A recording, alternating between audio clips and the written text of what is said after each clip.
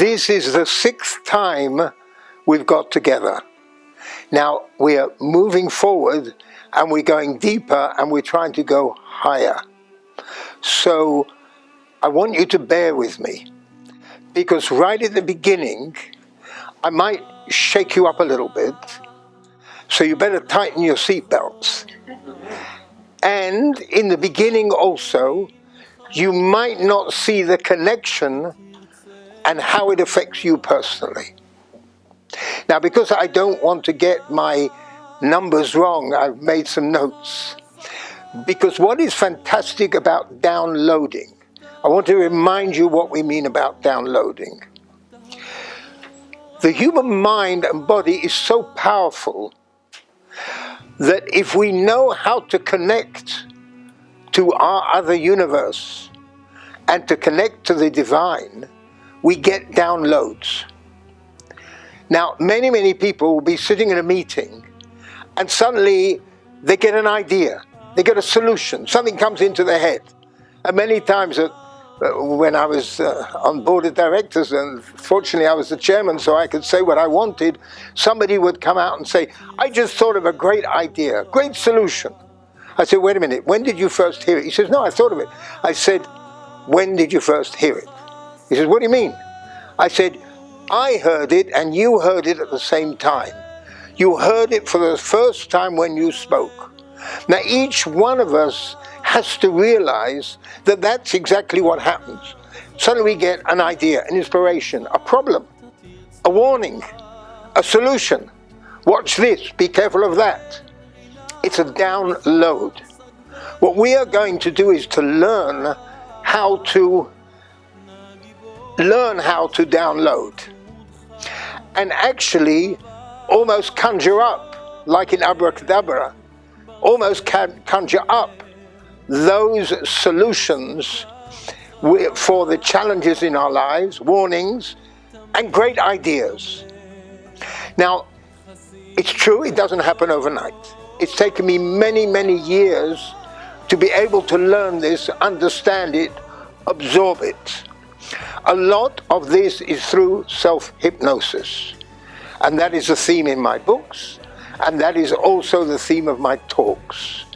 Because with the self-hypnosis, what we do is we bring order and harmony from the chaos. So what I'm going to talk to you about is to put this together in a rather remarkable way. Remarkable because I'm excited, because I suddenly have this download, and then I check scientifically whether the calculations are correct or not. And the linkage together is exciting and is incredible, and it's important for everybody to know how much control they really can have over their lives. Now, I'd like to start this way. Imagine that in the Bible it's written, in the beginning, God was created with the Big Bang. Now that sounds like an outrageous statement, but I did say tighten your seatbelts. In actual fact, God as we know that name doesn't exist. No such thing as God. Because if you go back in history, you see gods are idols, are trees, are sun, the moon, all sorts of things. They're gods.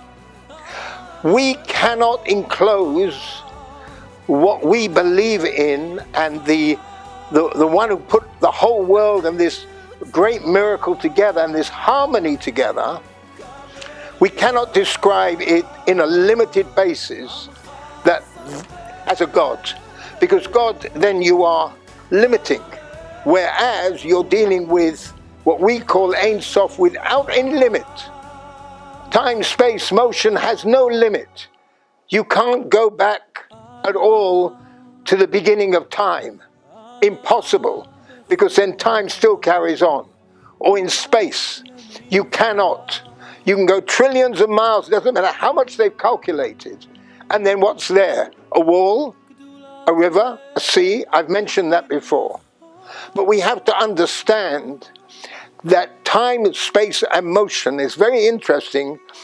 a very close Kabbalist, close to me, Rav Berg, said, time, space, and motion, and limitless time, that means Ein Sof, I'll come back to that later, all of this together is one, not separated. Now, when we go into, in the beginning, God was created and the Big Bang, it's quite a statement, and then you'll see what I mean. Because we do not use that name. In the Christian world or the Muslim, they know the word Yahweh, Jehovah. You know many words like this. And because that has a different meaning. So we all call the divine the name. What is the name? The name is made up of different aspects.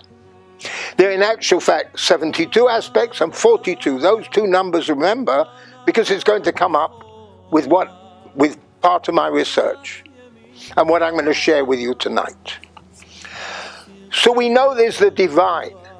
But for this world, we have a manifestation of the divine in an energy force that we can't see, but we can feel, like we feel love or hate, or all sorts of emotions that we have in our lives, and the list is very, very long. We feel excitement, we feel sadness, we feel depression, we feel positive feelings. These are all energy forces. So those energy forces in this universe was put together right at the beginning. And that is what was also created in order to give us space. Now, the Big Bang, so they calculated, happened, I think it's 37.5 billion years ago. Now, the Big Bang was, in Kabbalistic terms, as well as now in scientific terms, a universe collided with this space. And in that collision, a very small spot, scientists say this, the size of a golf ball, maybe smaller, exploded with incredible light. And then the forces scattered. And in Kabbalah, what does it say? And what happened was the divine caused a powerful light to hit the vessels, and the vessels shattered into billions, if not trillions, of different shards. They're called the sparks. Those sparks are everywhere. And we have to come back to that later or the next talk. So, we have a similar explanation at the beginning. Because we're not restricting ourselves to the 5,000 or 6,000 years, because we have no idea what that means in time. We must remember that it says in all the sources that the divine in the eyes of man, one day is 1,000 years. But what's a day? Where in space, everything is relative. So a day could be 100,000 years. We do not know. Because remember here, right at the beginning, we're dealing with universal time and universal space. So it is difficult for us to understand, and we don't really need to understand. What we really need to see is the facts in our life. Now, one of the secrets is, as I've mentioned to you before, and gets repeated again and again and again, is something that goes back to the time of Abraham when he wrote the book called the Book of Creation. In there, the mathematical formulas are so outrageous, I will call it, but you have to be a mathematician, because if I would start introducing to that, then you definitely would go to sleep. But the thing is this, that everything is worked out in harmony. The way the sun goes round, the number of times the earth goes round, the moon, the relationship to it. But the mathematical calculations is quite incredible, and it goes on and on and on. I could write 10 books and not cover all of those mathematical calculations. But it does show one thing. It shows that everything works in harmony. And I'm going to show you how that links up with the harmony that we have in our body, in our inner universe, and the harmony that we can create and overcome chaos, know how to deal with people, events, tragedies, good things, and possibilities in our lives. And that's what we're aiming to get to. Now, this key under Bekoach, for those people who haven't been here yet, is really, I don't like the word meditation. I've repeated this many times, because meditation is you empty out your mind, but when you come back to reality, you feel relaxed, and then, boom, the world hits you again. Same chaos, nothing went away. The way you're going to learn again, we're going to do it at the end, is a stand-up exercise called Reflection, Connection, Mind Direction. And I intend, with time, to make that understood alongside the word meditation, because meditation might be good and useful. But when one goes this far, it's self-hypnosis, which is really also meditation. Self-hypnosis, hypnosis in everything. Now,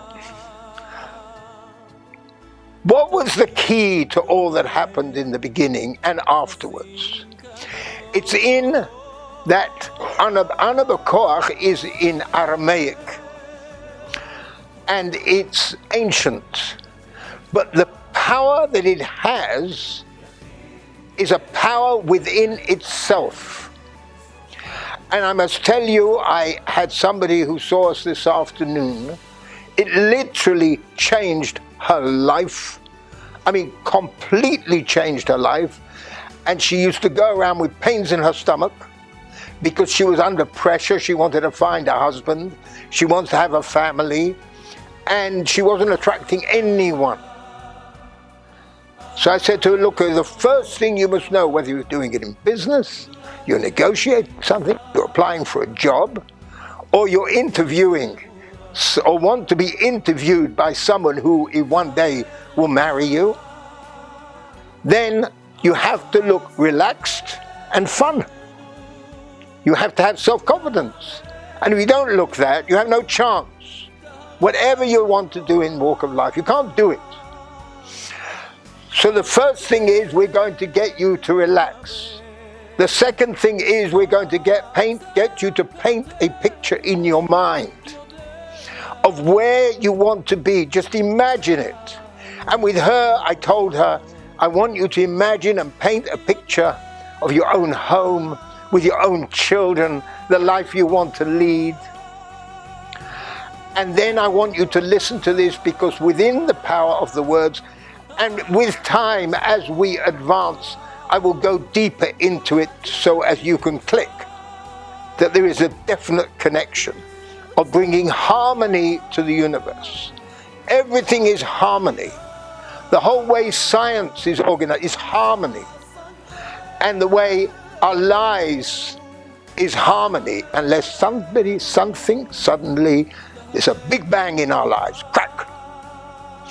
And then it could be somebody dying, it could be somebody very ill, it could be your boss going bankrupt, it could be somebody you're dealing with lets you down. There could be many, many things, and it changes your life suddenly.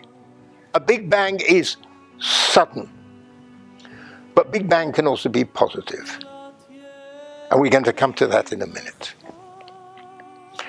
Now, to bring that harmony, there are secrets hidden in there that most of us don't understand, but will in time understand its power rather than necessarily its technical makeup.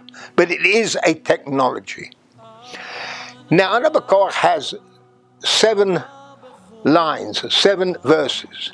And I want to tell you what they mean. Not everything, but what each one, which level. Because we have different levels.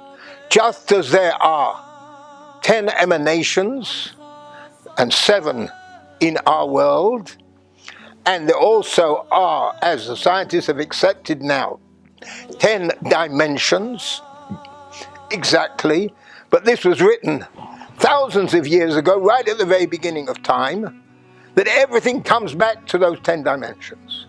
And within it, in our world, we have 7 dimensions. What are those 7 dimensions? And why was the world created in the first place? Why was it like that? Why do we have the lives we have? Why is it that in our world we have, it's all harmony, except people are not always harmonious. But even then there's a sort of a balance all the time. They go to war and then afterwards there's peace and people work out. There's a balance, ups and downs like we have in our lives. And we have to know how to return it to that harmony. So what I'm going to tell you applies to every level, not only on the divine level and why all this was created and put together, but also in our lives we have to live that way. So the top level, right at the very top, is loving kindness.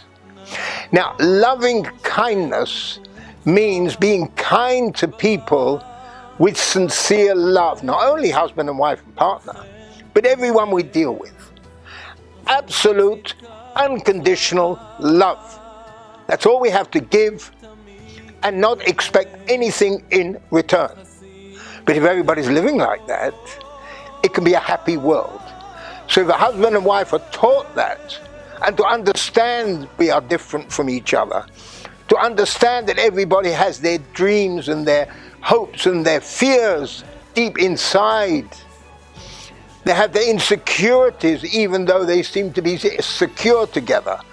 It goes to friends, it goes to everything and everyone we deal with. It's parents and children, very much so. Children, you say one word out of place, that you can ruin that child. The child loses confidence, doesn't believe in himself. So one has got to be extremely careful, because we mention abracadabra, which is Aramaic and means I will create as I speak. Those powerful words that you say could destroy a relationship or build a relationship. Depends how you talk. Countries go to war because somebody opened their mouth the wrong way. And so it goes with everything we do and we say. People listen to the music behind the words. So the abracadabra, yes, it's magic in your life, but it had really nothing at all to do with the stage performances. How it came about, I have no idea, but we knew about this because it's mentioned right from the beginning of time. Not the words abracadabra, but really the words abracadabra, but that is too, it's a bit scholarly and we will not go into this now. So, but if we know how to use that force, it changes us. So I want to share a few things with you, and I had to write it down because I didn't want to get the numbers wrong, but it's extremely interesting. And you'll forgive me if I'm going to speak straight, but I think everyone in this room, whether they're young or old or married, know exactly what I'm talking about and shouldn't be embarrassed, okay? Now, the human sperm is 100 billion. Now that's an enormous number and only one succeeds. But we're going to come back to that number because we're talking about the Big Bang, right? Now, in our bodies, we have, anyone know how many cells we have? Cells in our bodies. 372 trillion cells in our bodies. Now, the brain. It has 100 billion neurons. The neurons is what makes everything work, you know. Everything works. It's really the computer, which, by the way, you'll see with the figures, it makes our brain the most advanced computer in the world. Nobody can ever catch up with it. They talk about the supercomputer. This is a super duper computer. You have 1 trillion GL cells. Now, we didn't finish there because it goes on to 10 trillion connectors. So we all add this up together. I'm rounding off the figures. We're looking at about 400 trillion different types of cells in our body. I was so excited I found these figures, and I'll tell you why.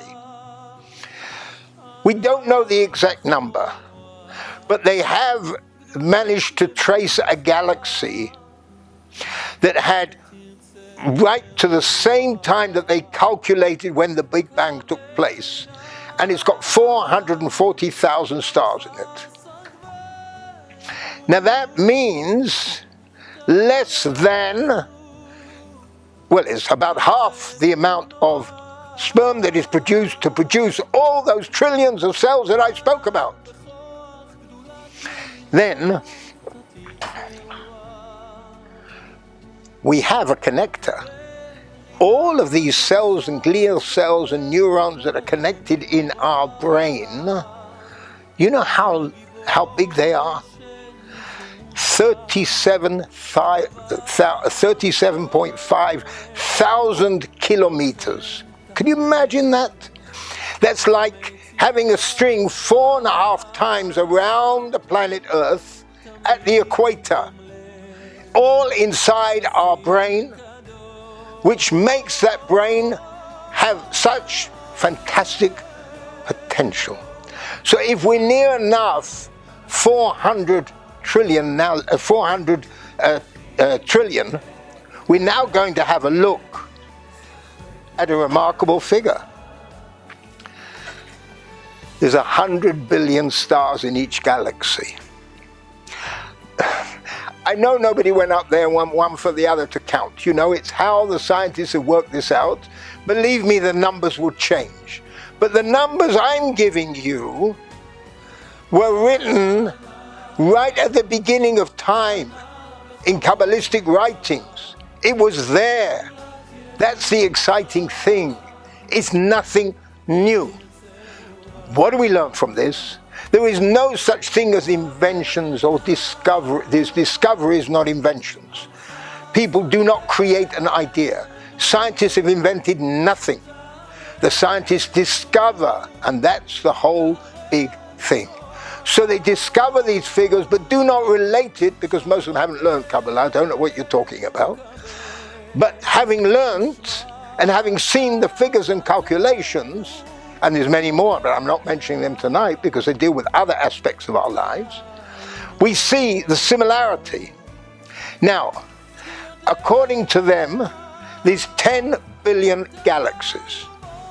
So if you work out quickly, that's 1 trillion stars, if their figures are right. But it's all round. It's all rounded off numbers. What does it mean? That one human being, and if you take the husband and wife who cling to each other as one flesh, it comes out to round about 800 trillion. Not far away from 10%, sorry, not 800 trillion, so it's 80 trillion, 10% of the total in all the universes. Now we have a tradition that goes back from the beginning of time. How many men in a quorum? There are 10. If that's 10%, why is it a quorum that everybody gets together and they are like one? What does it mean?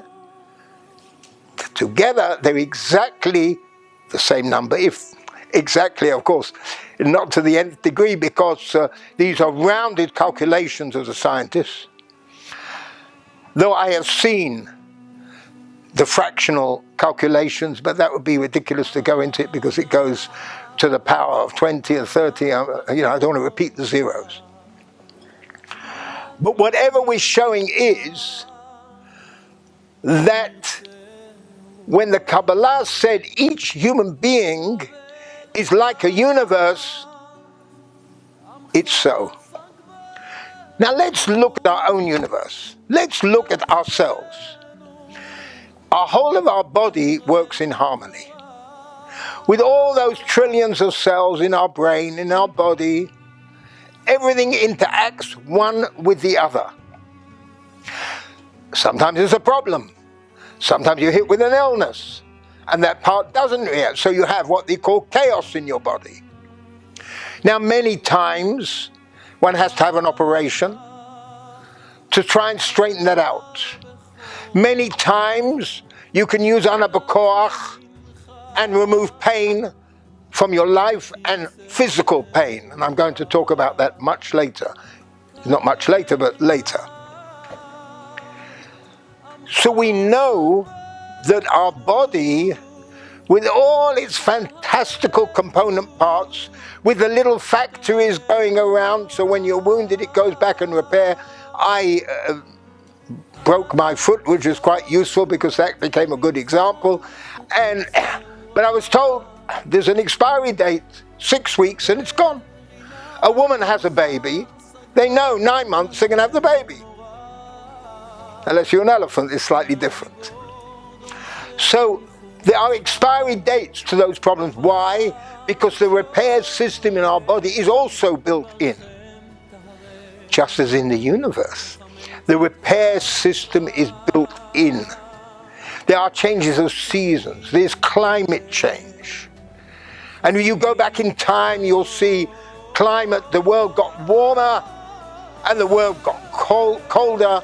Different parts of the world suffered from it. There were ups and downs. There were all sorts of changes. And if you go over time, and I'd like to give you one example. If you remember a few years back, it happens to be one of my favorite examples. Climate change, everybody is talking about the ozone zone. Now, in my business years, I was very, very much involved in biofuels, very, very much involved. And it's a lot of nonsense because you don't save anything. You can have even solar energy, but the cost of running it, the cost of manufacturing the parts in carbon emissions is enormous, and in many, many times more. But let's go back to the ozone zone. So explaining the fear that the ozone zone will open up and open up and open up, and it will change for us the whole of our life and our existence. The last few years, nobody has mentioned the ozone zone. But I looked it up. The ozone zone has been repairing itself. It's been repairing itself. So you'll have one pole melting, and the other pole, then the ice expands. That's happening exactly now. But people only look at the negative. They want to tell you the negative. We mustn't think that way in life. We have to weigh it up with the positive. There's always a balance in everything. There's harmony. Things put themselves right. If we remember that in our own lives, things put themselves right if you give it a chance. If you dwell on a problem, that problem will be locked into you and will never ever go away. And I want to give you an example. Recently, I've been more active in helping people get rid of their pain. It could be physical pain or pain in their lives for other things. And what I've been doing, and there's a reason for my doing it, is that I actually, when somebody tells me their problem, in a hypnotic voice, obviously, and with the music of Anak Bakoch in the background, I actually give them an 8-minute hypnosis. And I had somebody last week, terrible pains in the shoulder. She said she couldn't sleep for the last couple of weeks. So I said, fine, If you're going to take Anabakoch very seriously, and you don't have to understand it, but take it seriously, and if you're going to listen to the music, and you have to believe in every word I have to say, then I will do it for you specially. And you'll go home tonight, it'll be on your WhatsApp, and you'll lie down in bed. You'll play the music, you'll listen to my voice, and then you let the music play. If you've got two phones, or a phone and a computer, because then the music will carry on playing in the background. And you do it twice, you do it 3 times, till you fall asleep. But what we're doing is draining the pain. That's what I call it, drain the pain.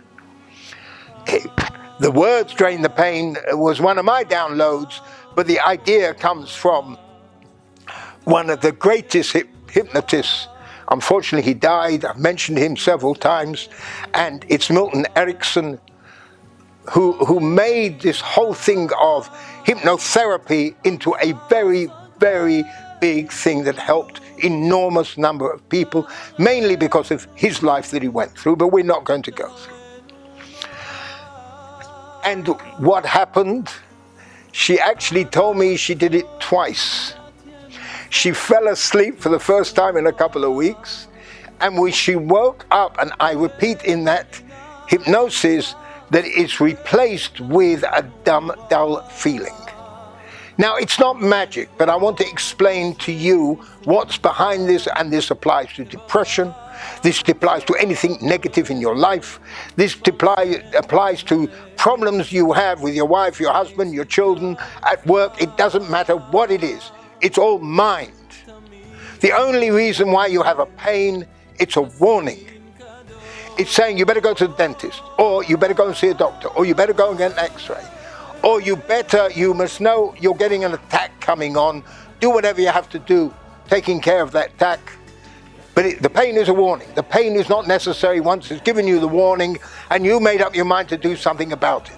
But to do something about it. A lot of people get pains and they leave it. They don't have time to go to the doctor until suddenly it hits them right between the eyes.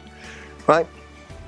I have a close friend who had a violent heart attack and had to have a bypass, and he was in a mess.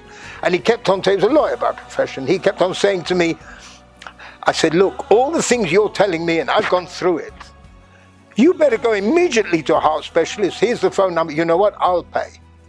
But you go. And he says, I've got no time. And I go, do you know, it carried on like this for about 3 months, and I nagged him. And he's still got no time because he's busy, he's got to work. I said, my dear friend, in the end, you'll be given all the time in the world, or time will be taken away from you. Suddenly he did have his heart attack, and he couldn't function for about 8 months. So all that accumulated time that he didn't use to save himself. But once you know you have those warning signs, it could be flutter, it could be a pain, it could be depression, it could be fear, it could be feeling uncomfortable with somebody or something. Something's not quite right. That's pain. If you don't do something about that pain, then that pain will get worse and the damage will go greater. But you can also have a self-hypnosis to pull you out of that, because the only reason why you have that feeling is to warn you. After that, you don't need it, psychological. So you can drain the pain. You could take it out. The next morning she woke up, most of the pain gone. And I can give you dozens of examples how this works. Now, it's not, I'm not in the business of selling my time to do hypnosis. I don't do that. That's not my purpose. My purpose is to share with you the power of the mind and the brain. We are a universe. We're not just a little insect compared with the whole universe and what goes on or in this world. No. We are just as powerful and have the capability of the whole universe. The figures match up, and I'm excited because when I got the download and I checked out the figures, and I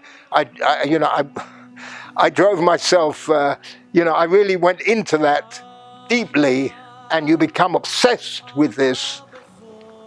and then you find it matches. It's great.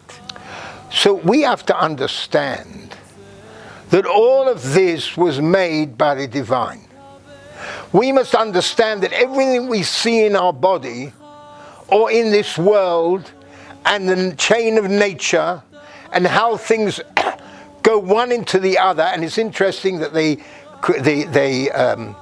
speculated, I'm going to use that word because you can't physically say, on the string theory, and think of the strings in your head, in your brain, and how far it is, or string in space, which carries everything. Now, in Anabakoach, there are 42 aspects of the divine. Because I said to you before, there's no such thing as God, it's not limited. It's the all-powerful with different aspects. But within that is built the 72 names, which is on a much higher level. Once again, my downloader said, wait a minute, I want to check up, there's one unknown thing in space in scientific research, is the black energy. The black energy actually has laws of physics of its own. Because even though we know that the universe is expanding and it should be going faster and faster, in actual fact, it's not going at the speed that they calculated.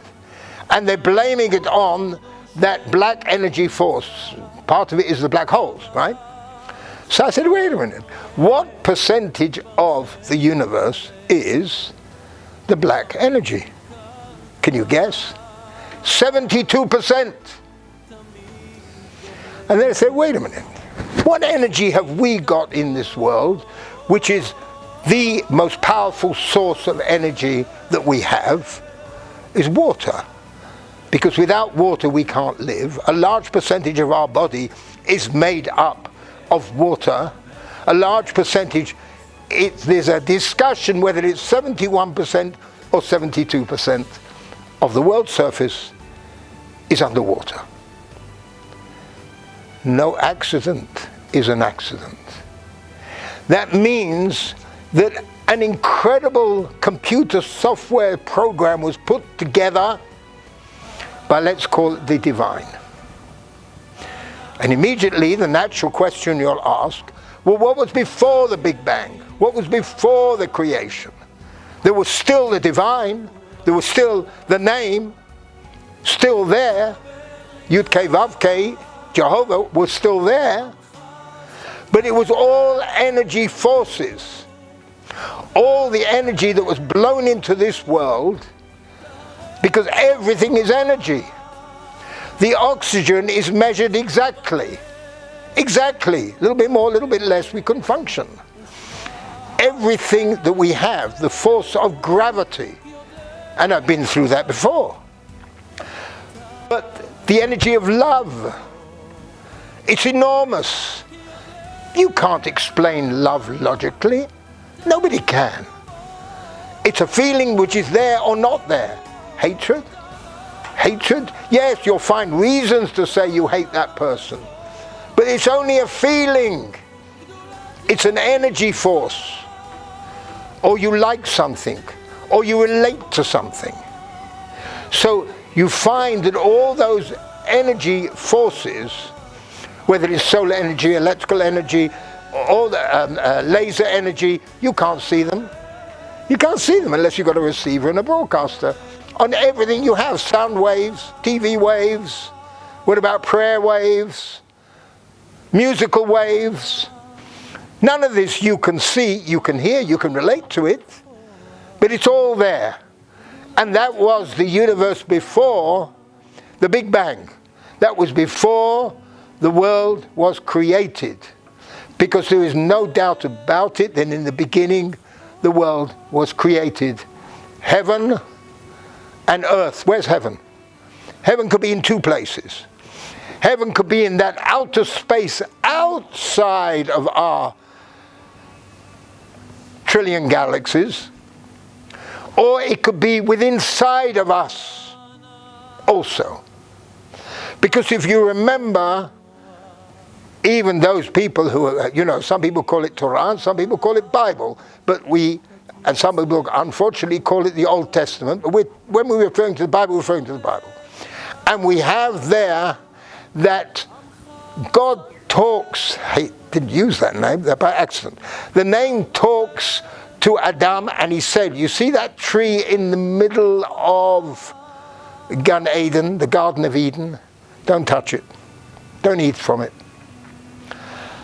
Where's the middle? There are no signposts. Does anybody know how big it was? Where was the beginning? Where was the end?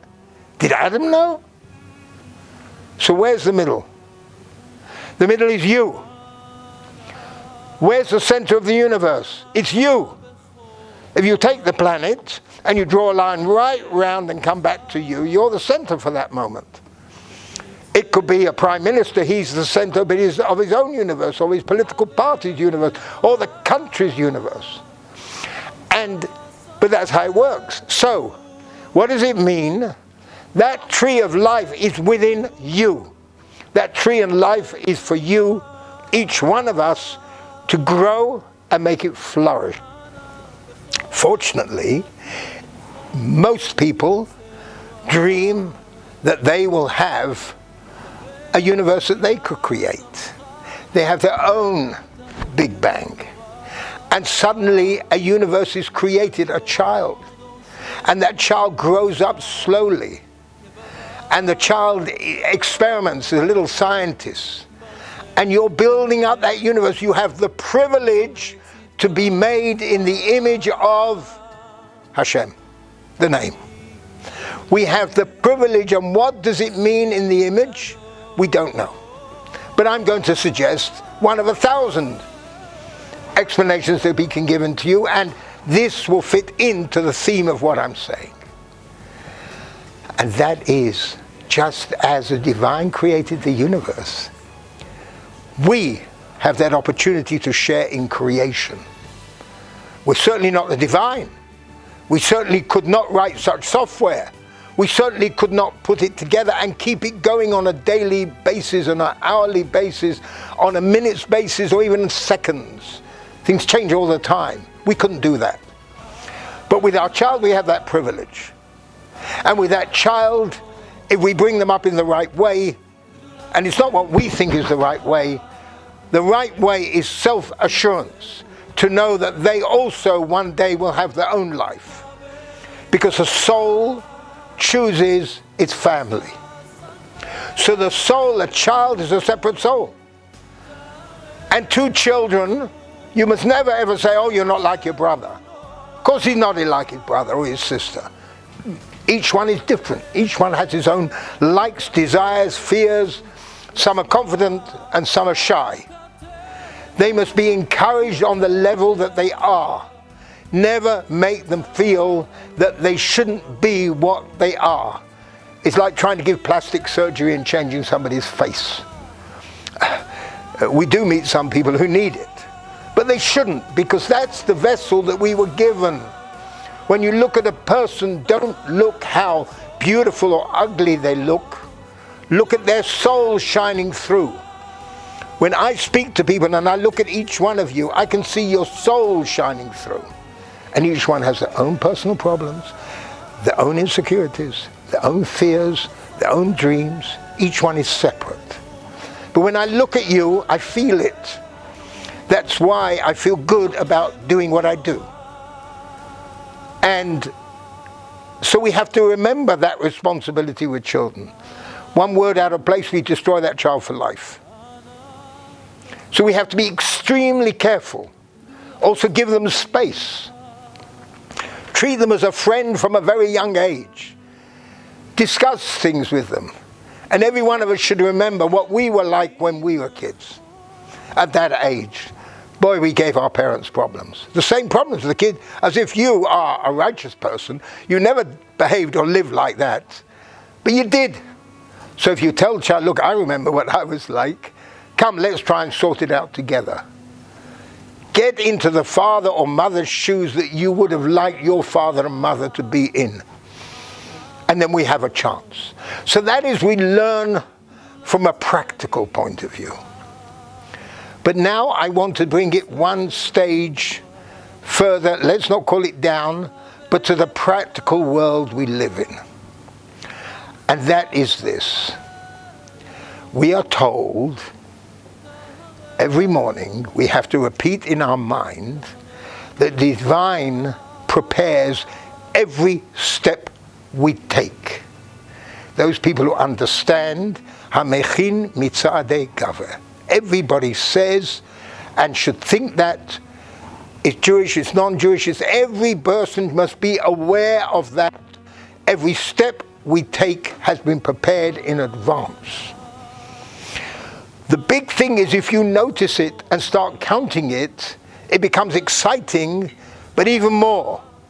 You start to step in tandem because you start to realize what works and what doesn't work. And never mind you getting angry and never mind you getting frustrated, it makes no difference at all. As I said before, you're in a traffic jam, as we all were several times, where you're stuck for 3 hours on the road, especially in the winter, 5 hours. You can't move, getting angry, getting upset, getting depressed, under pressure. Doesn't help to move the traffic. Doesn't do anything.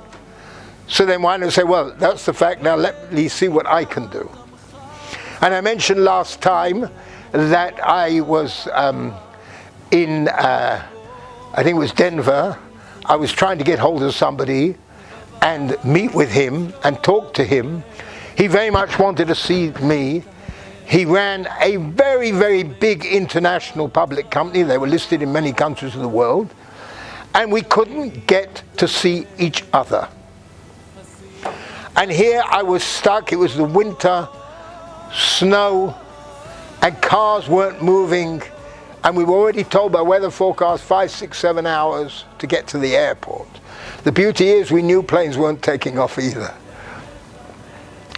And suddenly I see the car next to me, that very person that we were trying to meet, sitting in the car. So I opened the window and I tapped and asked him to, he opened his window and I said, tell me, are you busy? I got out the car, I went to sit with him, and we managed to do such a lot to work together that we could never have done had we scheduled a meeting. I couldn't have given him the time, he couldn't have given me the time. And so it was a great success. No accident is an accident. Within chaos there's harmony. You just have to look for it. That video that I sent you, the August video, you haven't managed to watch or listen to, but you're in the car. You got nothing to do. It's stuck. You know what? Maybe that's why you're stuck, in order to make you listen to it. Maybe that's why you're stuck, that you'll call your children or your grandchildren or have a long chat with your wife, because every time you come home, you're tired, you eat and you go to sleep, or both of you are working and it happens to both of you. So take the opportunity to talk to your girlfriend or your boyfriend. Why not? That's why you're given the time. So we have an attitude in life that when something looks bad, it's actually you have to seek the good inside. You have to seek it. And it's important. So let's get back to this. I'm going to give you a small example, give you a big example. A very big and a very small. My wife and I like going for a walk in the park. In most weathers, I mean, as long as it makes sense to do so. Not windy and rainy, etc. But if it's cold, you dress up warmly. And so we saw a bit of sunshine 2 weeks ago. I think it was just 2 weeks ago. So he said, you know what, let's go to the park. We'll take a chance. The worst comes to the worst, we can turn around and come back. So we go outside and suddenly the skies were dark. And it wasn't getting dark, it was because there were black clouds. So I said to my wife, look, you've been trying to make an appointment with the optician for quite some time. Let's walk towards the station. We can go into Costa for a cup of coffee, but on the way we'll pop in there, fix an appointment, and then we will make our way, have a coffee, and then come back home again. That was step one. The weather changed and forced us to go to the optician. Step two, we walked into the optician and she said, oh good, normally, and I've never seen this happen before, we can only give you an appointment in a week or 2 weeks' time. A woman just now cancelled an appointment. I can see you now. Step 3. We go in, they examine my wife's eyes. And she says, I want you to go to the hospital immediately. Now, because I can see there's a hemorrhage at the back of the eye. Fortunately, it was a bad eye, not the good one. So, I said, Alice, we're going to have our coffee because I promised. In the meantime, I called for a car and I went to the Western Eye Hospital in town. I go in there, and of course we've been pre-warned, you could sit 6 or 7 hours in A&E waiting. I go in there, we go and sit down, there were only 12 people there in the waiting room. But even 12 people can take some time. So then they do a pre-examination. So after about 20 minutes, we were called in pre-examination. So I said to her, look here. My wife's Cara is coming, and I gave the time. We can't spend long here. And you know, we're not youngsters. Please try to do something about it. As soon as she heard it, she says, 1 minute. She went inside. She spoke to the surgeon. She says, look, you'll have to wait an hour, and then you can go in. When we came out of that pre-examination, there was about 50 or 60 people sitting down. And people standing up. That was step 5. Step 6, we went in to see, actually it took about 40 minutes. And we went in, we sat down with her. And then she says, you'll have to go and refer to a hospital to take this further. But it's not something serious. But if you don't do anything about it, then it is. And immediately I said to my wife, you see, God, Hashem, Jehovah, prepares every step of the way. So normally you say, oh gee, I'll go home again. Or I'll go straight to Costa. No, you do not know why something is happening. And you can say, well, my marriage broke up. Do you know what the next step is? Each one of us are writing a book. We have to turn the next page before you make a comment. You've only seen this page. You're only on this chapter. You've got many more chapters to go. As a result, you could meet somebody wonderful who is really a good husband or wife or partner or friend. You don't know. So you carry on. And every time, in my business career, I had lots and lots of adventures. Some of it you'll see in this book, you've got in the future books. And when I look at all the adventures, I think, hey, how many people are we talking about here? But when I look at them, I always came to my wife and said, they've changed the law. Whatever we were doing has to stop immediately. We lose money, but it's interesting to know what door is opening for us, always. I never got depressed. I allowed myself a couple of hours or the next day, and I figured out something, and we moved on. Or somebody came along to me. And it kept on happening again and again and again. Because in life you get change of law, you get change of government, you have a war that gets in the way, you have terrorist attacks that get in the way, there has economic downturns or upswings. Things change all the time. You worked on something for a couple of years, and then suddenly a new development comes out and everything you got is obsolete. Completely gone. Can't use it.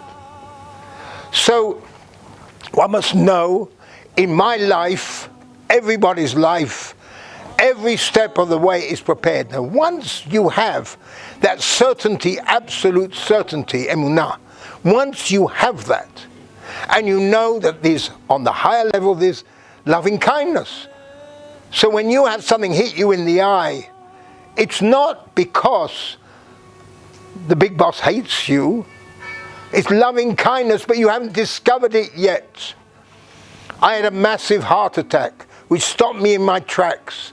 Fortunately, Alice was here with me. My way of life, running big companies and traveling around the world, I used to go away for a week, sometimes for 2 weeks, or I'd drive myself mad and somehow or other get home for the weekend, for Sabbath. And that's how we lived. That heart attack brought me so many blessings Enormous number of blessings. Number one, I'm grounded. I can't fly anymore. A blessing. Of course, the children and grandchildren have to come and see me, and the great-grandchildren. So they come here. When we see them in Israel or in America, how much time do they have for us? Here, we get a week value time. So that's the upside.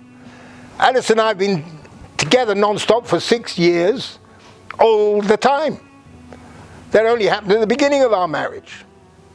And then that not completely, because I had to work and she had to work. So here we have it. I had to start a new career at the age of, well, it's 78 it happened. And the new career is writing books, giving talks, making videos, helping other people. Because I got that bang on the head or the slap on the side of my face and said, hey, you were born for a reason. You're not a machine that carries on. And therefore sometimes a shock or a danger to your life is actually something good built into it, because it makes you change. And that's important. You have a fight with your partner. And you say, I'm not going to work with you anymore. You sell out to your partner. That's it. I'm fed up with it. I don't want it anymore. And suddenly you find you enter a whole new career, a whole new world. So if you didn't have that, bad feelings, gut ache, and all that you had to go through, then you would never have changed.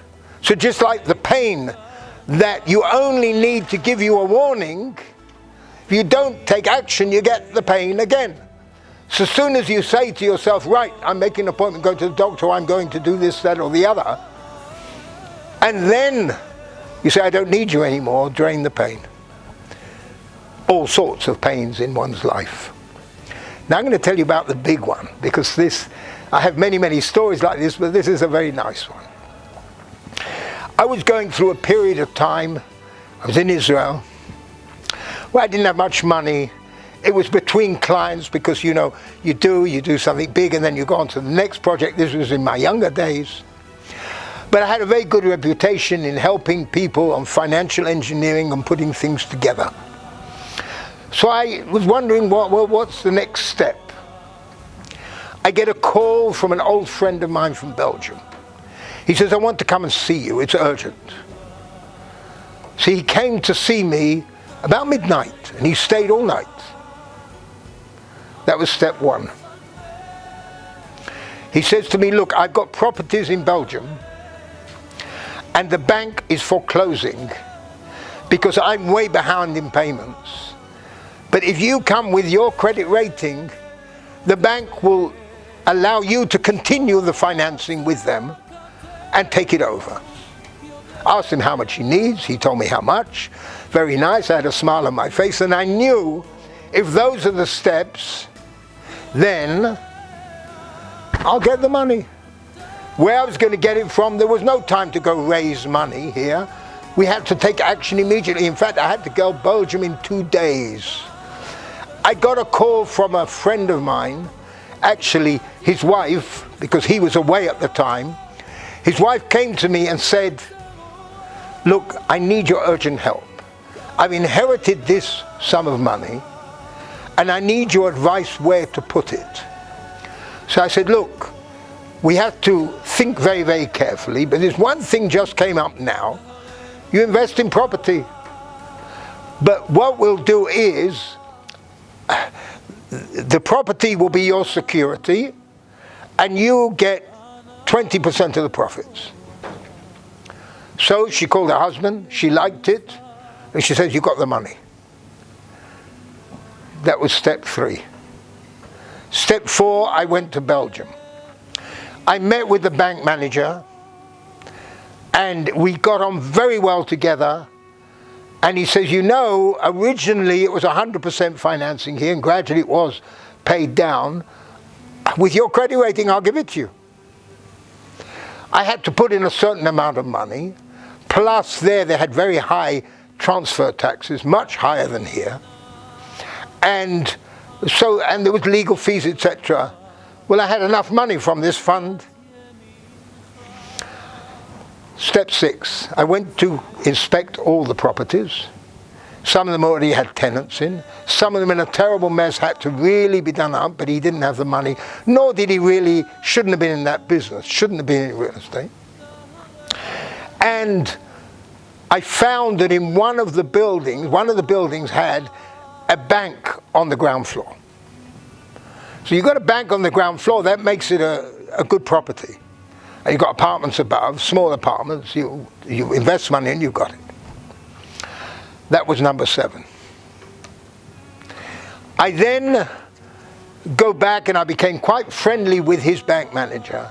And he says to me, have you ever thought of taking over a bank? I said, come on, take over a bank? He says, no, in Belgium they have a system you can have the franchise of a branch of a bank. Couldn't you imagine Barclays was franchised, you could own that branch there and you share. It has to be run exactly the same banking rules. You have to have a professional banker inside, but you can build it up and it's a franchise. It's worth a lot of money. I said, I never knew that. He says, look, I want to arrange a meeting with the main shareholder in our banks. They have 2,000 branches. And I want you to meet with him. This was step 8. And let's see what can be done. So we go, we meet, we got on very well together. And he said to me, well, you know, I don't know where I can find a branch. There is one branch that came free now, but the owner of the building, I don't know whether he'll let you have it. I had a download. I took out a photograph of that corner building. It was a small one. And there was a bank. I said, is this bank right? He was shocked. Because he was. Step 9. I said, you know, I can persuade the owner to go ahead and let me have that branch. And when I told him, of course, he laughed. And then he said to me, yes, but now we have to know your financial background. We have to know everything you've got. Now, remember that when you're on that level, they deal with family trusts. In those days, Switzerland wasn't a bad word. And Liechtenstein wasn't a bad word. And even banking cash, bringing cash to the bank was accepted. There wasn't the same attitude, what you would call black money. It was quite open, and they allowed it because everybody was making money out of it. So he also had family trusts. So I said, I can't give you any of that information. What do you think? How can I do that? You have a trust. I didn't say I've got one. He says, you got a trust? He says, yes. He says, I understand, it's okay. And he recommended that we get it. Now, the bank manager who I had been introduced to originally, the first bank, not this friend of his, the other bank who had part of the mortgage. The truth is I was in another universe. And I'm going to explain that as we get towards the end. And he said to me, I'm going to see you. What happened? They fired me. He says, I was helping a lot of people in the community and I was lending them and I shouldn't have really been, but you know, I helped them along. And I helped them, and now something went wrong and I'm managers. They make a mistake, they're not given another chance. They're out. He says, I'll get a pension, but that's it. So I said, good, I've got a job for you straight away. And so he became, because he was registered as a banker, had all the training, and he became the manager of that. And then there's many, many stories that go on from there. But look at this, in a short period of time, on things I did not imagine could happen, not property in Belgium, not Belgium, if somebody would mention it to me, not in the banking, none of this. But here shows you, in a very small story and in a very big story, how steps are prepared for you. Of course, I have one principle, 10% goes to charity, and that's calculated by the accountant, not by me. Exactly, I keep to that rule. In other words, I have to step in tandem as well. Extremely important. That it's not gifts for nothing. Each one of us has to do the right thing, behave in the right way with our family, or whatever we're dealing with. Be honest in our relationships. Everything we're required to do as good human beings. That brings harmony, and the harmony brings the support. that love. But there is restriction, because the restriction was the second level. The restriction is we have to restrict ourselves because there are so many temptations in all levels of life. We have to restrict ourselves, withdraw ourselves. We have to be extremely careful. In other words, we have to follow the different dimensions. Because by not restricting, we put ourselves in the wrong dimension. By not having sincere loving kindness, it's not in the right dimension. By not taking the right steps in tandem, it's a different dimension. We cause a lot of the chaos in our own lives. Now, you might say, well, that's unfair to say that. But you know, who do you mix with? Do you mix with people who have bad influence or good influence? Do you allow your children to mix with people who binge drink at university? They're their friends? That's where you can step in, not give them freedom and say, absolutely not. Your daughter goes out dancing at the clubs. Who are they mixing with? I had one father I know very well. He said to me, well, what can you do in this day? I can't interfere with what my daughter does, and anyway, she shouldn't give me a chance. So he said, you know what I did? I warned her, look, if you ever need to go to the bathroom, you're drinking, whatever drink was there, throw it away and take a new one because they could put a drug in. I said, you're mad. If she is in that danger, then move her away because she's mixing with the wrong people. Well, things went very, very badly in the end. Very, very, very badly. And he was wondering why it happened to him. I couldn't, as a friend, I couldn't really tell him because when I, his confessor, I'm not going to do that. But we see in our own lives, there are times we have to step in and say, no, it's restriction. No to ourselves, I'm going to the wrong place. I'm mixing with the wrong people. My children are going in the wrong direction. Not in their career. Not in who they're going to marry. Although you can give them warnings as well. But you can share your own experiences with your girlfriend or boyfriend before you got married and the different people you walked away from or the different families you walked away from. But when it comes to this, they say, look here, you're not paying me rent. You cost me money. What is your rent? Doing what I ask you to do. You have to participate in the house and help? Yes. But also with this, that friend is bad for you. It doesn't matter how much you like him or her. Move away. And I've had to help people in therapy with drug problems, drinking problems that came from the people they mixed with. And so that harmony all comes back to us. Now, I'm going to, maybe we can do a short exercise. I think we can till 9 o'clock. But I just want to make an invitation. Any one of you who want me to do a hypnosis, an 8-minute one with the music in the background, on a certain subject, please let me know. I'll do it with pleasure. Why am I doing it? Not only the help, but there's another reason. I'm bringing out a book. I've got 3 books will be ready for publication already within 3 months.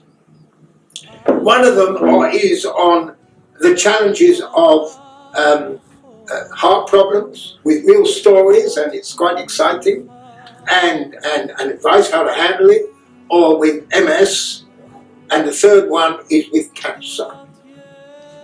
I won't go into too much in the background because I'll lose time. I won't go into that. But those people who were here last week, the week before, do know the story of what happened in Mexico. So I am going to prepare 3 exercises. And I'm going to record them. One is the blue wave, the blue energy wave, which those people who were here a few weeks ago, and those people who watched the August video that I sent to you, or I will send to you when I've got your email address. I'm going to create an audible explaining what Anabokochi, explaining how it works, and putting in these 3 hypnosis exercises in there with the music playing in the background. So that'll be a production. Can I ask you all to stand up, please? Close your eyes and paint a picture in your mind of where you want to be. Now, you have a problem. Do not think of the problem. Think of the solution and what you would like to see in your life. Whatever it is, concentrate on that picture in your mind, that thought. Concentrate it, internalize it, think about it. Now, what I want you to do is imagine you're a tree in the forest. You're growing tall. You're stretching up yourself to the sky. A tree stands tall, and keep pushing your mind up and up and up. It'll slip back a bit, but keep pushing up and up, always with that picture in your mind. As you move up in your mind, you feel that you're looking down at the world. You're surrounded by other trees, but concentrate on your own tree and push up. It'll slip, push up again, push up again. Now your hands, slowly bring them down to the side of your body, with the palm facing upwards. Now feel the energy being drawn down into the palm of your hands, to the side of your bodies, to the side, not in the middle, to the side, palm up, and you'll gradually feel the warmth of the energy coming into your palm of your hands. Now if it's down flat, it won't work. It's up, and feel it, feel the energy going in. You're drawing down energy. Keep your eyes closed and concentrate on that picture you have in your mind. Keep pushing up, keep downloading the energy. Feel the energy in your hands. Slowly lift your hands up. Slowly, slowly, slowly. Higher, onto the top of your head. But don't let it touch your head, onto your head itself. Don't let it above the skull. And feel the energy going into your head. Just feel that energy going in. Now, you have to do this many times again and again. Many people have to do it. They do it in the morning and they do it in the evening, or when they're under pressure during the day. And you will gradually feel that all that feeling of tension will go away. Of course, I've given you a shorter version because I did promise to finish at 9 o'clock. Thank you all for coming. Just think of the possibilities.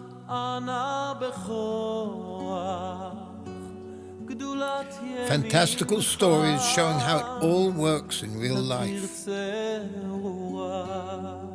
Join the thousands who learnt the secrets that changed their lives. Start this unique experience. Read a chapter from my new book.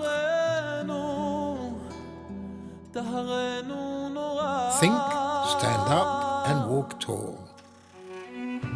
Go to my website and enjoy reading.